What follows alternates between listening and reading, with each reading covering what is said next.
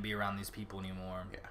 And then he will just conveniently stumble across Fear team or the B team. Yeah, and other than that, like, you know, the whole car horn chain of car horns to like warn everybody back at Hilltop, like, you know, they're coming and all that. Henry asks to fight, you know, and obviously there's Carol's there, and Morgan's kind of missing in action at that point, but Carol's there and Ezekiel's there, and they're like, no way, if you go out there, you're going to die. Right. But Sadiq, though, shows a lot of grit, finally, instead of just a real quiet caretaker guy. He like told that nurse to go F off. And yeah, because she came in and was, he walked into the little medical room and was immediately just like, bam, bam, you don't understand this. You got to be ready for this. And I was like, geez Louise. She was trying to say, like, people that understand some stuff are more dangerous than people that don't know anything at all. Right. He's like, I don't want to just fold the freaking sheets. Like, show me what to do and all that. So, right. He's like, he's there. He has some experience. And at this point, you can't really push anybody off. So that scene I felt like was a little forced. I'm not going to lie. I wasn't really happy with the direction of that scene.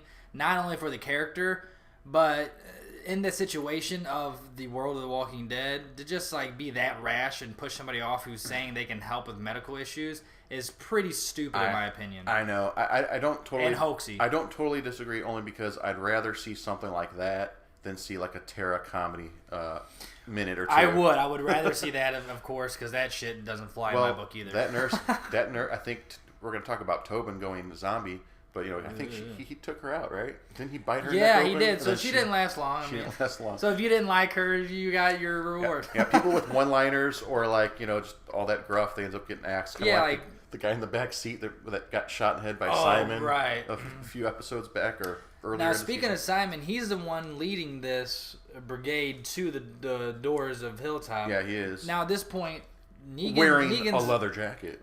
Right, because he is Negan, of course. And I hope you guys liked that song last week. And I hope you liked that song at the beginning of this video, too, both by Leo. But real quick, yeah, Negan, he wasn't in the picture this episode. He's still missing in action. Yeah. Well, we know where he is via the audience's perspective, but... Sure, but yeah, the group doesn't know if he... I mean, his own group, the Savers, don't know if he's out there alive or not. Same thing with the Rick's entire big group now. But, you know, as night falls, Simon does show up in the caravan, and, you know, he gets on the walkie-talkie, starts shooting the shit with Maggie, and Maggie, you know, does her thing, you know, tells her, does the whole, like, you know, I've got these prisoners here, what you going to do about it? He's like, they're all damaged goods. He did the opposite of what Negan would have done. Right. No negotiating at all. He was like, you know, if you're going to be one of us, you're going to be a savior, you're supposed to protect yourself and not get caught. That's the first rule, which isn't just him bullshitting to, like, say, I don't care. Right. And at this point, he kind of has in his mind that he's about to be taken over. Yeah. And I'm curious, we keep saying, when's Simon going to die? Mm-hmm. We'll get to that soon, maybe in our prediction part, but he's pushing his luck slowly and slowly. They're building it up. A lot of fans I've noticed online, they're complaining about, like, you know, why would the Sabres roll up and just stand out in the open, you know? Mm-hmm. I understand that, but I think the perspective of, like, where the camera shot was and all that, they weren't that vulnerable. Just like when they were inside the walls and people were talking about, like, oh, that would never really happen. That would never really... How do you know? It's the apocalypse. And it's cinematic angles. People are malnourished. They're tired. They've been preparing for war. Some of them have never even been in any sort of, like, you know, war. Altercation like that. Intense, right. So, like, you can't totally put your thumb on that. But I do agree some of the direction is a little wacky. But to have a lot of material and to push it into a show, right? Sometimes you got to do things like that. But the gunfight was great because it started off with my boy Daryl on his motorcycle with a modified gun mount. Dude. And, you know, the mount can't be totally stiff because he's driving the motorcycle, right? But it can't be totally loose because then he'll, like, you know, miss and all that. Shoot his tire while he's driving. It was well done. I wish it was pretty cool. I was hoping they would sort of, like, talk about that a little bit more in the after show, which they didn't. But so far that's my new favorite weapon, the gun mount on the motorcycle. And that's totally Daryl too. That's like something Daryl would do. That's like taking it to video game level. And sometimes these shows that are really high production, they will nod to other forms of entertainment via video games, which we love here at PanNerdia. And I think that's totally something out of a freaking video game. You think Norman Reedus requested something like that? It could have been a total request, like, dude, what if we put a gun on front of my bike? And they're like, all right. Yeah, that's a good idea. That's pretty freaking cool. Let's do it. So a bunch of the Saviors die outside and inside. A fourth of the community gets infected. That was originally Negan's plan, but that sort of panned out for the Saviors. But Dwight shot his arrow. That's obviously not tainted because Tara's not having a fever or anything. So that's like, okay, I was going back to watch the episode. That part happened before they got in the walls. They ran down the walls and was blocked by the bus, correct? Correct. The Terror thing, because that was more on the outside of the walls, because they had some other form of perimeter set up, right? Yeah, I think it was like vehicles, wall, a few vehicles, and then the actual rest of the area. I mean, it's kind of confusing because that building is in the middle, right, but kind of set in the back. Right. So like depending on what part of the perimeter you're at, it's a different setup. So. Yeah, I was just curious because that happened before they got technically completely in the walls. And at this point, the only person who really saw Tara get shot was Daryl, and he saw Dwight do it. Now, obviously, we know as the audience, Dwight didn't have gunked up ammo. He did that on purpose to make it seem like he was still that he's essentially being the sheep and or the wolf in sheep's clothing right now, and he's doing it good. And I guess Tara recognized more like that. A sheep in wolf's clothing. I guess you're right, the other way around because they're the wolves coming. He's actually good, but he's acting like one of the people that are ready to go in there and slaughter everyone with Simon. Speaking of Simon, he almost nailed Tara with his hatchet, gooped up in the walker goo, and so that's what was about to happen. And once Dwight shot his arrow at Tara, I was like, so they're not going to shoot Rick with the arrow because in the comic, Dwight does shoot Rick in the side or something with a non-infected arrow. Negan shows back up thinking like Rick's infected or dead. But, we obviously the arrow's not infected. But so Tara took what Rick shot in the series, kind of like Denise took Abraham shot to the eye. Right, they kind of switched it up. They switched up, but this is a big switch up because what is going to happen now with Rick? Like, oh shit, does that mean that him laying down by that tree stump with the stained glass window stuff hanging from strings, does that mean that he is infected there? Maybe he is like mortally wounded.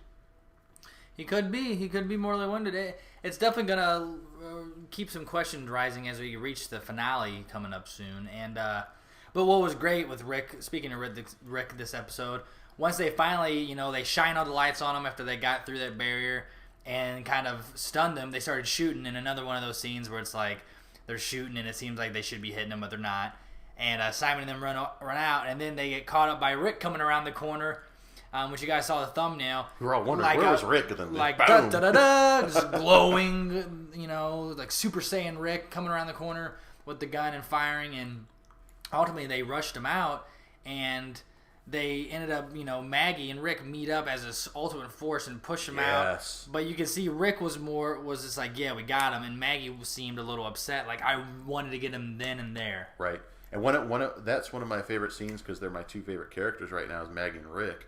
But them side to side, and there's actual shot in that slideshow we just showed of Maggie. She's got that look on her face of just like she's upset and sad and pissed all at the same time. Yeah, she just. But them holding their guns next to each other, shooting at Simon's crew, retreating, was like that should have been like that in the first place. It was a good OG shot, and I liked it. And absolutely, it was good to see them together again like that. Yeah, definitely they showed equal awesomeness. The next day, though, the unknown infected start their fevers.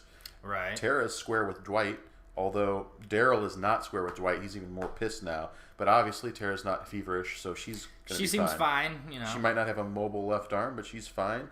Maggie tells the bow woman that she's not such a great leader as the bow woman said, but basically, at this point, Maggie's like, at the end of the episode, she's like, the cost, that's horrible. All these people that died for this to happen and all that. But at the same time, she's like, she wants her husband Glenn's grave to be the last thing Negan sees, and at whatever cost, the only regret she has is Negan not being in a pile of bodies. And Rick told her, like, I tried to kill him, Right, and she was like, she appreciated that, know.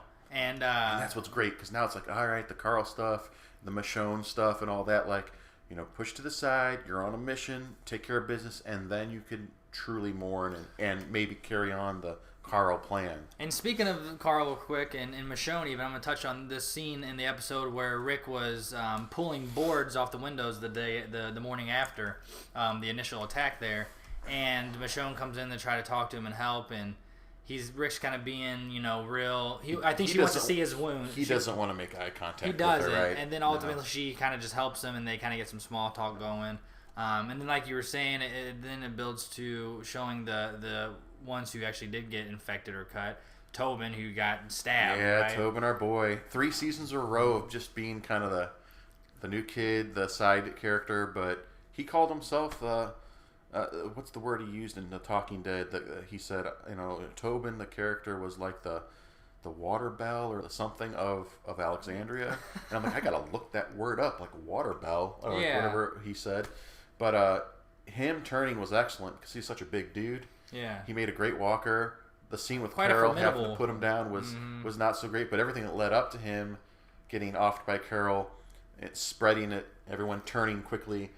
And a lot of fans also complained about this, not only the battle stuff at the beginning, but like the fact that the one guy turned to a walker and he fell down the steps, got up, and still nobody woke up. Nobody. Okay, I even said that mid-episode. I was like, wait, nobody heard that? Have you ever not slept for like 3 or 4 days straight? And not only that, but out of that amount of time, like done some hard labor work on almost no food and no water.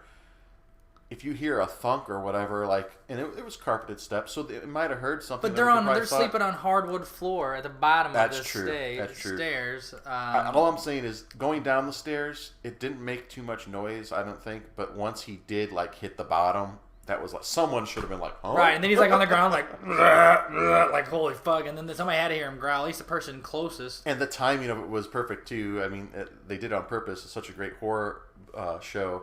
The door is wide open because Henry left the door open after he went out with his machine gun. So now all these other walkers are coming in, as well as the people that are already turned inside. So it's like double trouble. And I loved that scene too because it set up. Okay, they did it so cool where they showed Tobin turning, and they started showing this clock in certain scenes, so you can kind of see with the time lapse of how it all kind of worked out. And then while that's happening, and then Tobin's slowly building his little walker army. And they're going into what I stated as the Walker soup. Yeah, Walker soup, Walker stew, whichever. And he said that while we were watching it, and I'm like, oh my God, that's right. I mean, look at it. Look at all those people down there. Yeah, it's just fresh ingredients ready for the Walker stew. Yeah. And then while that's all going on, what's the little boy's name again? Henry. Henry's going out to really find out who killed his brother. And he goes out to the Savior Pen. And first gets Gregory up, and then so Gregory's always doing his stumbly, trying to manipulate him, and then the soft-spoken guy gets up, and then, of course, the long-haired douchebag is like, meh, and so... And then after that, a couple saviors turned because they... and they hear gunshots go off, and then the kid gets trampled, and then the saviors are free. Well, the one savior girl turned. That's what it was. She bit... And they all looked over, and Henry didn't know, who did I shoot? Where did I shoot? What did I shoot? It's like, whatever, dude, you're ready to blast everyone. Blast away. But, of course, they had to have some sort of storyline to get the douchebag out of there. So he wanted to, stay and be like, I'm not one of them. Yeah. And, try to get Maggie's pants once again, because I think that's what they're building towards, I feel like, with this character. That just goes to show that Henry character didn't believe Morgan or Carol about Gavin being the one that killed the brother. Right. So he's like, nope, that wasn't it. Obviously he didn't believe him, because if he wants just to kill the one person that did, because he would have tried to find that one person, and if he wanted to kill everybody, he had a machine gun. He could have blasted everyone away. He could have did So it makes you wonder where his mindset's going to be at for the next 2 episodes, and it looks to be that there's going to be either Morgan and Rick or Carol and Morgan or something. They're going to hit the road here and try to look for Henry. Meanwhile, in the previews, we also saw Daryl and Rosita spying on the outpost where Eugene is manufacturing bullets. Right. And it makes me think oh well, maybe Eugene's making blank bullets, but yeah, it's probably not the case. But other than that, they didn't really show us anything on the previews. Do we have some comments here? Yeah, I got somebody. I'm not going to say the name. I'm not sure who this person is. Maybe perhaps you know them, but we always like viewers here at PanNerdia, but if you're gonna jump on and throw some racy comments out, you're not welcome on our channel. Otherwise, I don't even understand what they're saying. Yeah, I'm not sure. Maybe he thinks he's on a different chat room or something like that. Perhaps, who knows? But either way, real quick before we get to the preview, what I wanted to state, I did really love the whole Walker scene there when everybody started turning, because it's reminiscent of the prison when that happened and that whole infection thing was going on, from the inside out, kind of an implosion of their community. And it was so great to see the OGs. You got Rick, Daryl, Carol, and Maggie all coming in and saving the day and doing work and showing them how it's done. And then there's this great shot at the end of the episode. This is after Carol put down Tobin, that they're all standing in the room. And I got a shot in those images here. We'll go back through them here as we're finishing up the episode. But there was a great shot of all 4 OGs standing there together, and it was just good to see them there. It's just like, they're the 4... shogunates. They're the 4 leaders of the good team, the good fight, and it was just good to see them together, all standing there, ready to take it over. Well, I think we shall talk about predictions before we finish up. Absolutely. And the only other thing I didn't mention about the previews that we did see is I think there's a conversation with Michonne and Rick, where Michonne finally gets Rick to talk to her and look her in the eye, and she basically is saying, when I lost my kid, I was in the same spot you're at right now, but I had what's the character's name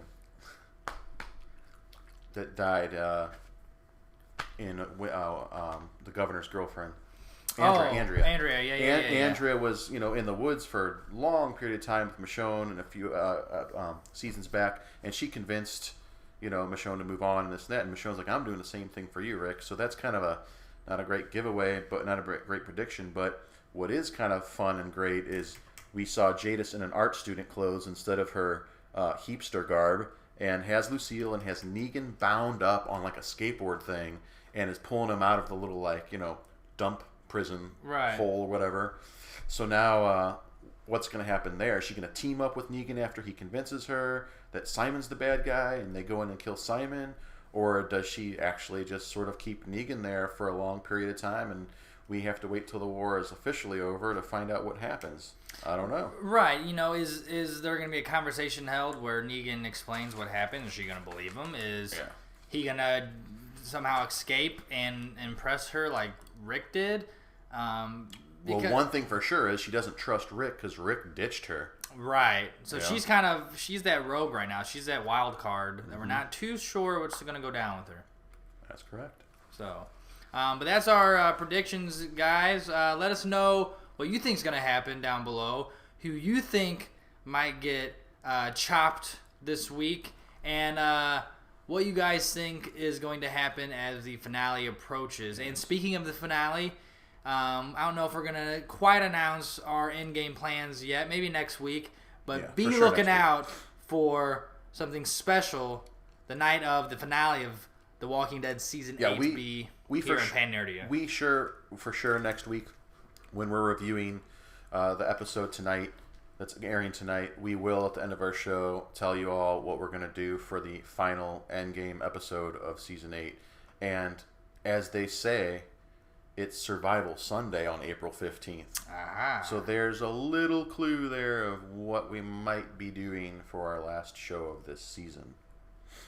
And other than that, I guess we're going to get ready to go watch our episode. Sorry, these little orange things fell out. Oh, man, that's okay. They didn't stay in as long as I wanted. But, so you guys go enjoy. We'll go enjoy the enjoyment and then enjoy the episode ourselves.